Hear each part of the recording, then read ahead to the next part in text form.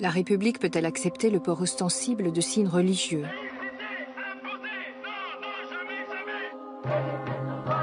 Qui doit financer les édifices du culte? L'Europe doit-elle revendiquer ses origines chrétiennes? La France doit-elle entretenir une relation privilégiée avec le Vatican? Autant de polémiques, autant de sujets brûlants. En 1905 déjà, les élus de la nation se posaient les mêmes questions. La Révolution française a rompu l'unité de l'État et de la religion. Le roi n'est plus le représentant de Dieu sur terre. Les biens du clergé sont confisqués, de nombreux prêtres sont exécutés. La France est ravagée par la guerre civile. C'est pour ramener la paix religieuse que Napoléon Bonaparte négocie avec le pape Pie VII.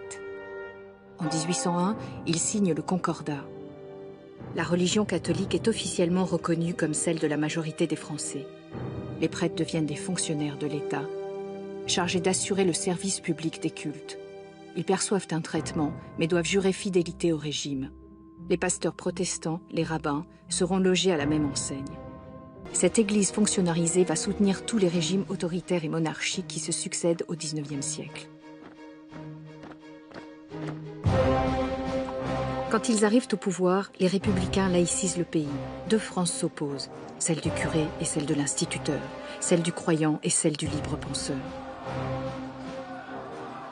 À partir de 1902, on assiste à de vraies batailles rangées que suscite la politique anticléricale menée par le gouvernement d'Émile Combes. Expulsion des congrégations religieuses, rupture des relations diplomatiques avec le Vatican. C'est alors que s'engage la grande bataille parlementaire de 1905.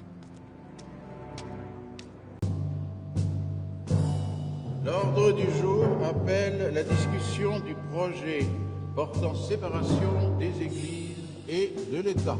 Toutes les opinions pourront s'exprimer. Les ennemis de la République auraient beau jeu dans cette partie. Voulez-vous détruire le catholicisme dans ce pays? Voulez-vous anéantir la religion? Vous êtes plus papiste que le pape. Scandaleux! Si vous voulez ouvrir une ère d'agitation religieuse, faites-le. Quant à moi, je ne m'y associerai pas.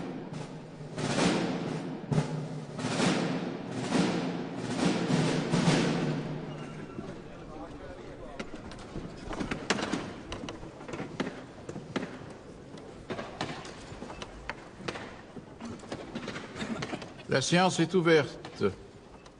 L'ordre du jour appelle la discussion du projet et de plusieurs propositions de loi portant séparation des églises et de l'État. La parole est à Monsieur l'abbé Guéraud.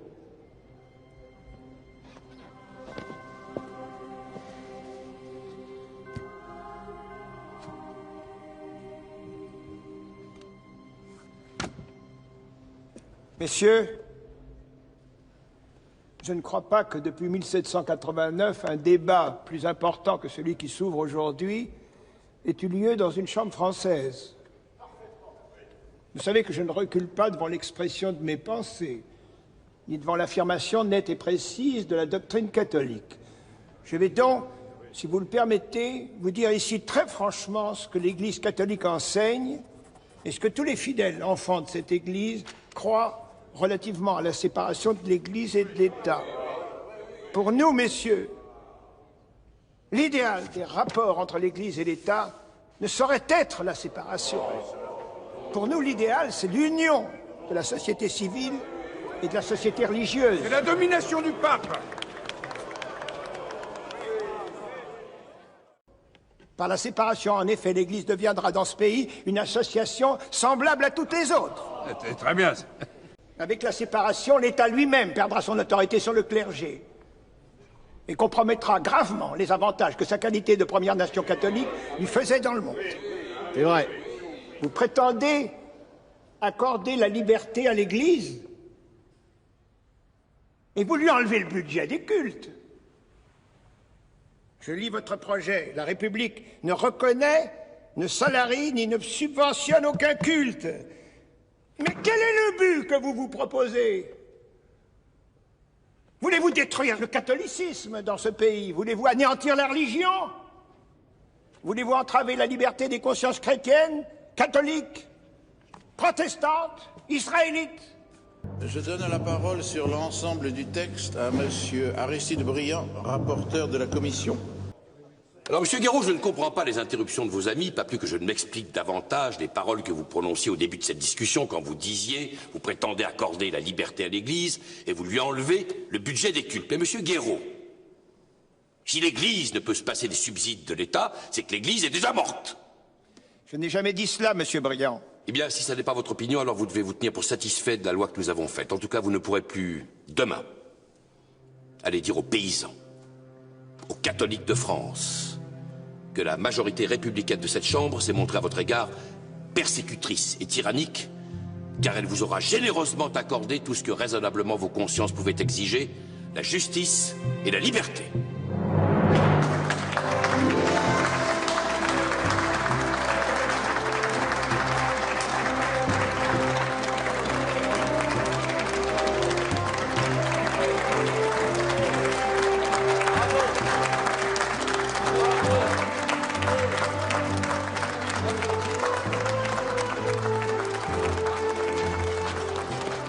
La loi de séparation des églises et de l'État est adoptée à la Chambre des députés par 341 voix contre 233.